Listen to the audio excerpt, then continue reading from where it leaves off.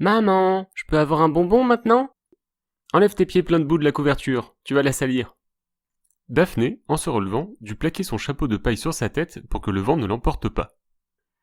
Elle ôta ses lunettes de soleil et farfouilla dans son sac à dos à la recherche du traditionnel paquet de bonbons qui accompagnait la famille lors de chacune de ses randonnées. Tiens, et donne-en un à ta sœur aussi. Ethan, brandissant triomphalement les sucreries, courut vers le ruisseau où Fiona pourchassait des grenouilles avec un bâton. Il lui tendit sa part du butin avant de s'intéresser à la sienne. Il tira sur les deux extrémités de l'emballage et la friandise tourna sur elle-même avant d'apparaître. Le garçon la décolla du plastique à l'aide de ses ongles noircis par une bonne heure de jeu dans la terre et la fourra dans sa bouche.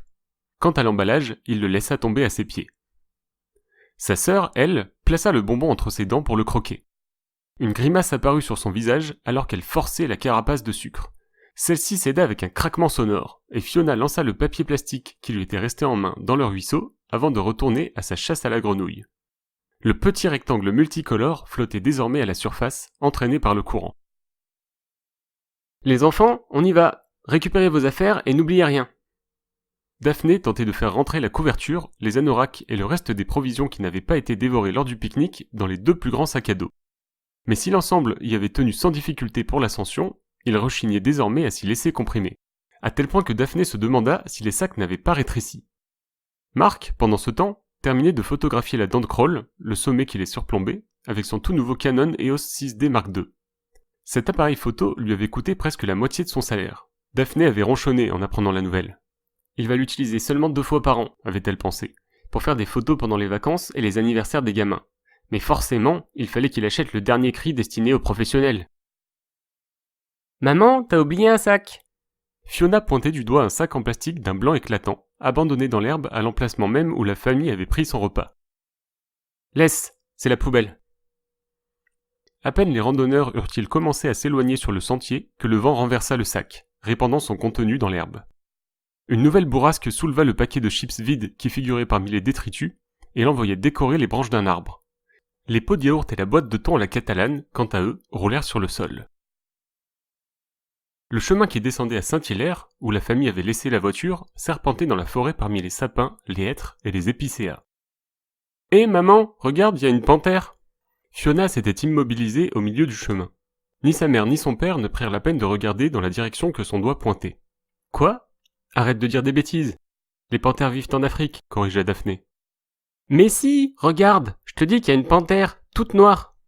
C'est seulement un arbre. Allez, continue d'avancer. » « Il y a des loups dans la vallée, remarqua Marc. Arrête de dire des choses pareilles, tu vas faire peur aux enfants.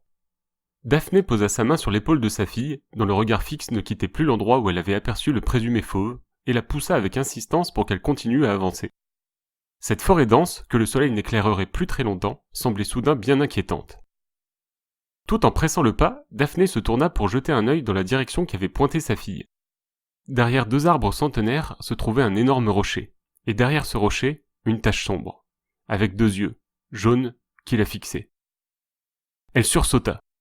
Quand elle regarda à nouveau, la tache sombre était toujours là, mais pas les yeux. Elle comprit alors que ce qu'elle avait pris pour un animal n'était en réalité que l'ombre infiltrée dans l'espace entre l'énorme rocher et un autre, plus petit. En pensée, elle se traita elle-même d'andouille et reprit la marche. Alors qu'elle jetait un dernier regard au rocher, elle se cogna à son mari. Celui-ci, campé au milieu du chemin, semblait paralysé. En le contournant, Daphné comprit la raison de cet arrêt brutal. Sur le sentier, à une trentaine de mètres en aval, un gigantesque félin les attendait. Fiona ne s'était pas trompée, il s'agissait bien d'une panthère, même si elle était bien plus massive que ce que laissaient paraître les documentaires animaliers. En fait, ce félin ressemblait plutôt à un chat noir, mais de la taille d'un ours. Le fauve lança à la famille un regard mauvais. Avec sa gueule, il ramassa un objet blanc devant lui, un sac, et s'avança calmement. Daphné attrapa ses enfants et s'interposa. Arrivée à environ 2 mètres, la panthère lâcha le sac, qui s'ouvrit. À l'intérieur se trouvait le paquet de chips, les pots de yaourt et le reste des déchets du pique-nique des 4 randonneurs. L'animal poussa un rugissement tonitruant à leur rencontre qui résonna jusque loin dans la vallée, puis chargea. Daphné n'eut que le temps de fermer les yeux et mettre ses mains au bouclier. Alors qu'elle s'attendait à finir dévorée, elle ne sentit qu'un léger courant d'air. La bête avait traversé la famille sans la blesser. À présent, elle s'éloignait en bondissant, sans porter plus d'attention aux humains qu'elle venait de terroriser. Marc, Agar, ramassa le sac poubelle et enjoignit ses enfants à descendre au pas de course. La panthère rentra au manoir Beldingford aux alentours de minuit, où elle reprit forme humaine, celle d'une jeune femme aux cheveux brun clair. « Mary, comment s'est passée ta balade » lui demanda Aidan. « Très bien, répondit la jeune femme. Je suis juste tombé sur une famille d'abrutis.